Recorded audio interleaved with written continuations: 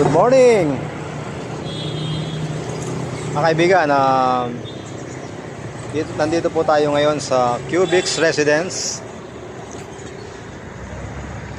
Yan, isa sa mga natambayan natin noon. Ngayon ay ating binalikan. Ang pwesto natin to ay talagang pagka may time talagang binabalik-balikan ko talaga yung Paco Market. Dapat dahil dito ako nag-start.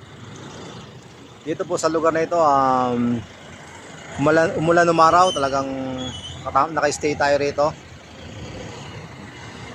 Magmula nung tayo po ay nag-event, bibira na natin siyang mapasyalan. Pero salamat sa mga sukay ko na hanggang ngayon kilala pa rin nila ako.